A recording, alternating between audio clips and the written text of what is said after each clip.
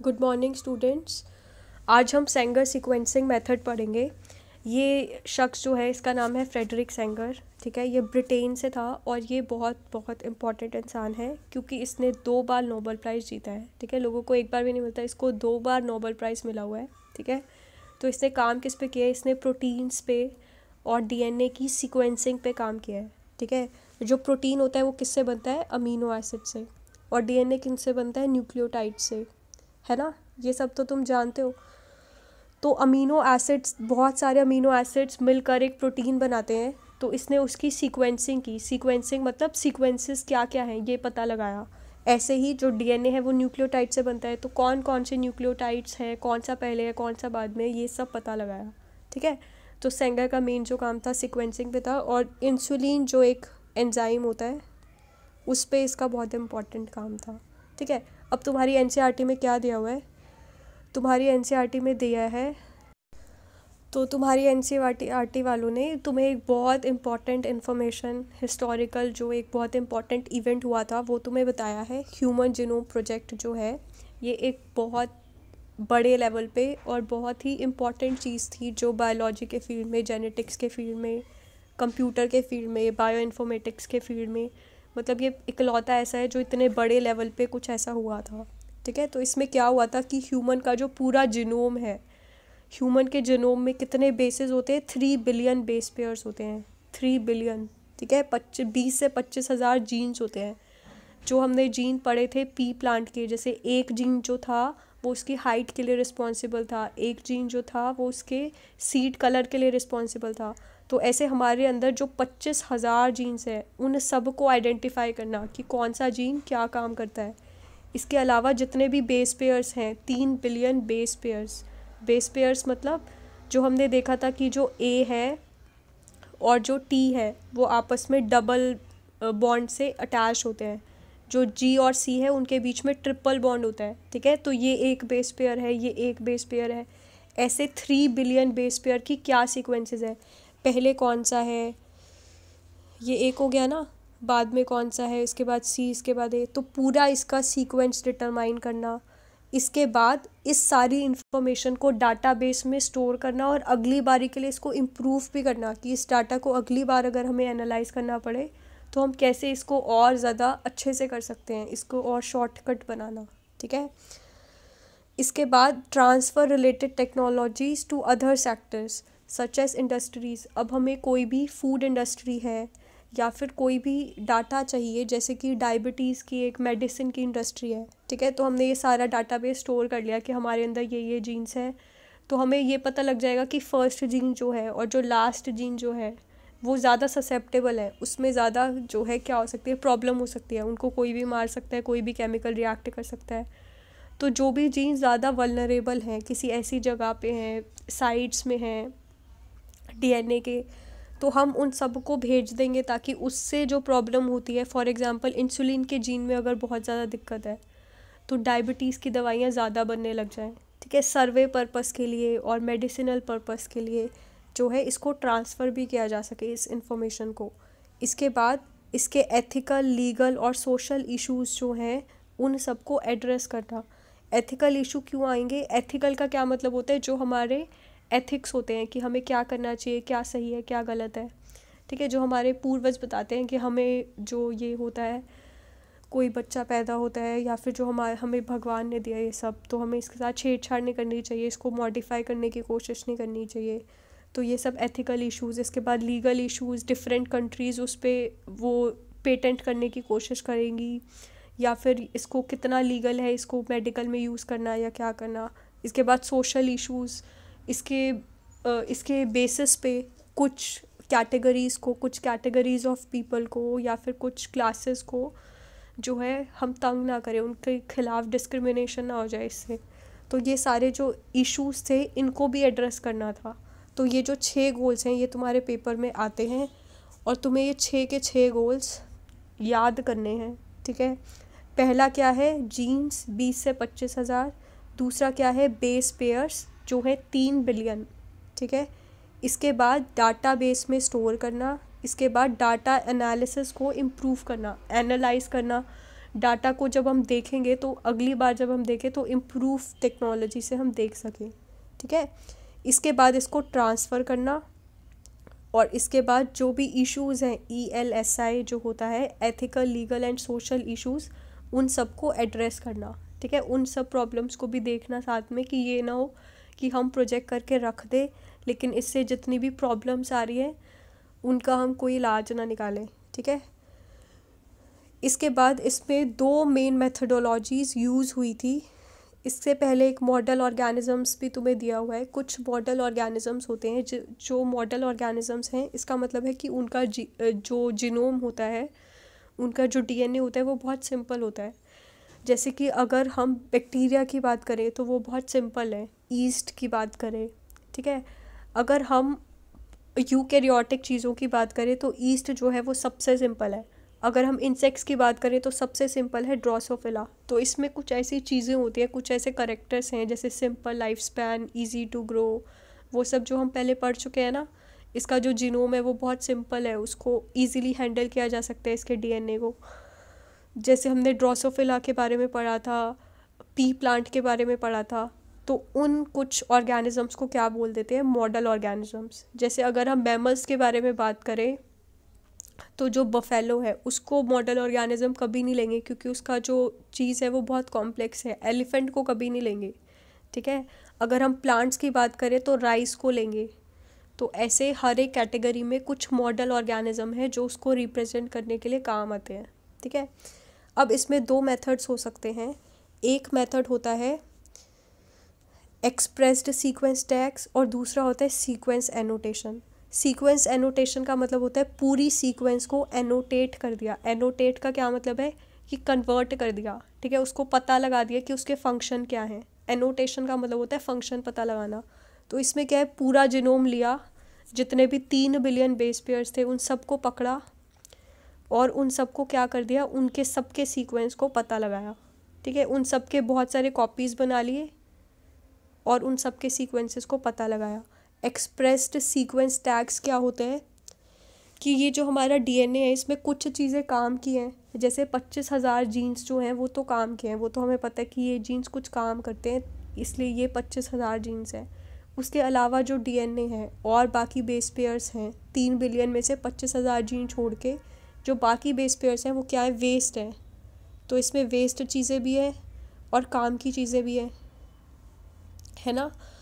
तो expressed sequence tags में क्या करते हैं, हम सिर्फ काम की चीज़ों को जो है आगे DNA बनाते हैं, इसकी कॉपीज़ बना के, और इस पे काम करते हैं कि इसके कौन कौन से सीक्वेंसेस हैं, वेस्ट को छोड़ देते हैं, ठीक है। सीक्वेंस एनोटेशन मतलब पूरे सीक्वेंस का पता लगाना, और एक्सप्रेस्ड सीक्वेंस टैग्स मतलब जो चीज़ें एक्सप्रेस हो सकती हैं, अपने आप को प्रोटीन बना सकती हैं, ठीक है, जो चीज़ें काम की हैं, जीन्स हैं जो, सिर्फ उनका पता लगाना, ठीक है। अब तुम्हारी बुक में सिर्फ तुम्हें 2 सेंटेंस में दिया हुआ है सेंगर ने जो काम किया है। तुम्हें बोला हुआ है कि जो फ्रेगमेंट्स हैं इनको अगर हमें सीक्वेंस करना है, पता लगाना है कि इसके सीक्वेंसेस क्या हैं, तो उसमें एक मेथड यूज़ हुआ जो फ्रेडरिक सेंगर ने निकाला, ठीक है।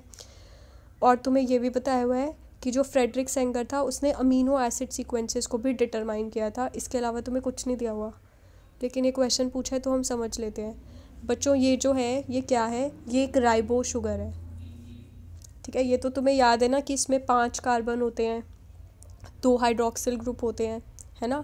ये क्या है, ये एक राइबो शुगर है, ठीक है, इतना तुम्हें याद है। इसके बाद जब DNA बनता है तो क्या होता है, डीऑक्सी राइबोज होता है उसमें, ठीक है। उसमें राइबो शुगर नहीं होता, उसमें क्या होता है, डीऑक्सी राइबो शुगर होता है। तो इसमें एक ऑक्सीजन कम होता है।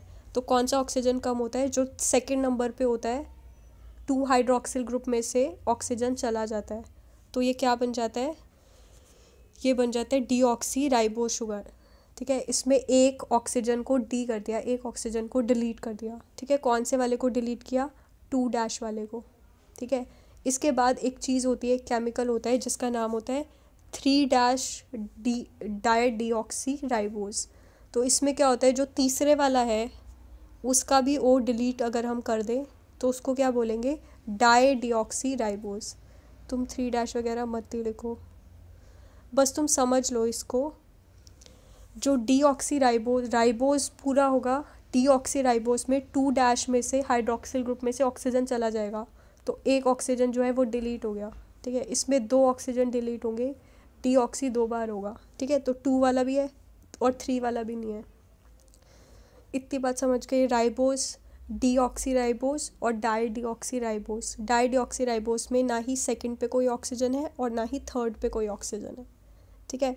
तो हम इस केमिकल को इस्तेमाल करते हैं, डाई डीऑक्सी राइबोज को इस्तेमाल करते हैं सेंगर सीक्वेंसिंग मेथड के लिए, ठीक है। तो सेंगर ने इस केमिकल को यूज़ किया। तो तुम्हारा जो क्वेश्चन है कि प्रिंसिपल क्या है, तो प्रिंसिपल ये है कि उसने एक अलग केमिकल बनाया जिसका नाम था डाई डीऑक्सी राइबोज, ताकि जो चेन है उसको टर्मिनेट कर सके या उसको रिड्यूस कर सके, ठीक है। अब ये कैसे करते हैं, तुमने देखा था जब इसको अलग न्यूक्लियोटाइड के साथ हमें बांधना होगा तो हम क्या करेंगे, इस 3 का 5 के साथ चेन बना देंगे। 1 मिनट, पहले मैं ये रब करती हूँ। तो बच्चों हमने देखा था कि न्यूक्लियोटाइड की चेन कैसे बनती है, जो 3' वाला O होता है वो दूसरे वाले के 5' वाले O के साथ मिलकर इसमें से एक वाटर रिमूव हो जाता है ना, और ऐसे जो है इनके बीच में एक बॉन्ड बनता है, ठीक है। अब 3' वाला अगर O हमने डिलीट कर दिया तो ये जो बॉन्ड है ये नहीं बन पाएगा, ठीक है। तो इससे क्या हो जाएगी, चेन रिड्यूस हो जाएगी, या इसको कहते हैं चेन टर्मिनेशन, ठीक है। तो सेंगर ने क्या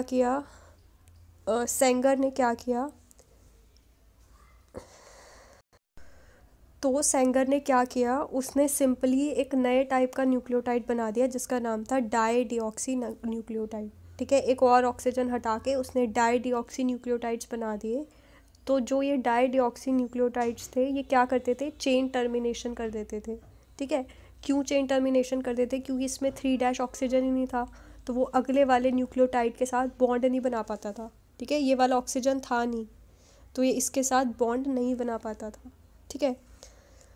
अब अगर किसी को ये चीज़ यहीं पे ख़त्म हो गई, तुम्हारी एनसीईआरटी में है भी नहीं तो तुम इसको इग्नोर भी कर सकते हो, लेकिन अगर किसी को आगे समझना है तो उसने जो सीक्वेंसिंग है वो कैसे की थी, तो ये बहुत सिंपल है। जैसे ये एक डीएनए है, ठीक है, उसको इसका सीक्वेंस का पता लगाना है। उसने एक डीएनए जो है वो काट लिया, ठीक है। रिस्ट्रिक्शन एंडोन्यूक्लियस एक एंजाइम होता है, एक सीजर से उसने एक डीएनए के पार्ट को काट लिया। उसको नहीं पता वो एक थ्रेड जैसा है, उसको नहीं पता ये थ्रेड जो है इसमें कौन कौन से सीक्वेंसेस हैं या फिर सीक्वेंस है या नहीं, ठीक है। तो ये क्या करता है, इस थ्रेड को 4 जो है बीकर में डाल देता है, ठीक है, 1 2 3 4। और इन 4 बीकर में क्या है, ये जो 4 न्यूक्लियोटाइड्स होते हैं ये सारे भर भर के रखे हुए हैं इसके अंदर। ये हमारे 4 डीऑक्सी न्यूक्लियोटाइड्स हैं जो डीएनए बनाने में काम आते हैं। तो ये सारे जो हैं ये इन चारों में हैं, ठीक है। लेकिन इन चारों में एक जो है, जैसे इसमें डीऑक्सी नहीं है, इसमें डाई डीऑक्सी एटीपी है, ठीक है। इसमें बाकी तो तीनों हैं, लेकिन एक जो जीटीपी वाला है वो डीऑक्सी नहीं है, वो डाई डीऑक्सी है, ठीक है। तो इसने ऐसे करके इन बीकर्स में ये वाले न्यूक्लियोटाइड डाल दिए। इसके बाद इसने देखा कि क्या बन रहा है इससे। तो पहले वाले में क्या बनेगा, इसमें बाकी सब तो है, तो ए से टी बन जाएगा, सी के सामने जी आ जाएगा, लेकिन जो टी है उसके सामने ए आके बाकी आगे नहीं बनेगा, ठीक है। आगे क्यों नहीं बनेगा, क्योंकि इसमें क्या है, डाई डीऑक्सी एटीपी है, तो आगे ये बॉन्ड नहीं बनाएगा, ये यहीं पे ख़त्म कर देगा। मैं इसको क्लियर करती हूँ बच्चों। तो जो पहले वाला सीक्वेंस है इसके अंदर बाकी तो सब है, तो ए से टी आ जाएगा, सी के सामने जी आ जाएगा, जो टी है उसके सामने ए आ जाएगा, लेकिन जो ए है वो डीऑक्सी नहीं है, वो डाई डीऑक्सी है, तो ये आगे की चेन नहीं बना पाएगा। तो सिर्फ इतना 3 सीक्वेंसेस का जो है ये आ जाएगा, ठीक है। फिर इसने सेकंड वाले में डाला, तो सेकंड वाले में क्या हुआ, ए के सामने टी आ गया, सी के सामने जी आ गया लेकिन जो जी आया उसने वहीं पे रोक दिया, ये आगे चेन नहीं बना पाया, तो ये 2 सीक्वेंसेस का आ गया, ठीक है, 2 मतलब बेसिस का आ गया। इसके बाद इसने सीटीपी पे किया, तो ए के सामने टी आ गया, सी के सामने जी आ गया, टी के सामने ए आ गया और जी के सामने सी आ गया, तो ये 4 जो बेसिस हैं उसका सीक्वेंस आ गया।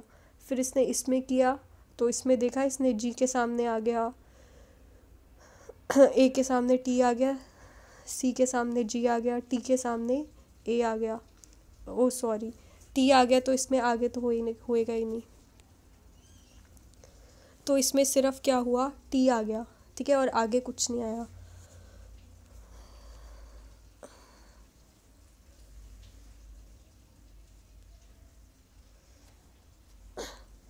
तो इसने ये 4 टेस्ट ट्यूब ली और इन सब में देखा कि कितने कितने बेसिस बन रहे हैं, कितना लंबा जो है वो हमारा स्ट्रैंड आ रहा है। तो इससे उसने पता लगाया कि इसके सीक्वेंस कौन से होंगे। जैसे पहले में, जैसे इस वाले में सिर्फ एक बन रहा है, तो इसका जो पहला वाला क्या होगा, एडेनिन होगा, क्योंकि इसमें इसने D D T T P डाला था, ठीक है। फिर 2 वाला इसने देखा कि 2 वाले में क्या था, D D G T P था, तो इसका मतलब दूसरा सीक्वेंस क्या है, सी है, ठीक है। इसने ऐसे पता किया। एक बार और क्लियर करते हैं। ये सेंगर था, इसने सीक्वेंसिंग पे काम किया। ह्यूमन जीनोम प्रोजेक्ट के जो गोल्स हैं वो सारे बहुत इंपॉर्टेंट है, ये तुम्हें याद रखने हैं। इसके बाद जो 2 चीज़ें हैं, एक्सप्रेस्ड सीक्वेंस टैग्स और सीक्वेंस एनोटेशन, इन दोनों के बारे में तुम्हें पता होना चाहिए कि ये क्या होता है। एक्सप्रेस्ड सीक्वेंस टैग में सिर्फ एक्सप्रेस्ड चीज़ें होती है, सीक्वेंस में पूरी सीक्वेंस को एनोटेट किया, उसके फंक्शंस का पता लगाया। इसके बाद उसने चेन को टर्मिनेट करने के लिए एक स्पेशल टाइप का केमिकल यूज़ किया जिसका नाम था डाई डिऑक्सी न्यूक्लियोटाइड, ठीक है। तो इसने 2 डैश के साथ 3 डैश वाला जो ऑक्सी था उसको भी हटा दिया, जिसकी वजह से आगे चेन नहीं बन पाई, ठीक है, और चेन क्या हो गई, टर्मिनेट हो गई, ठीक है। इसके बाद इसने सीक्वेंस का पता कैसे लगाया, इसने कोई भी सीक्वेंस लिया, ये कोई भी सीक्वेंस है ACTG, ठीक है, और इसने 4 बीकर में उसको डाल दिया पकड़ के।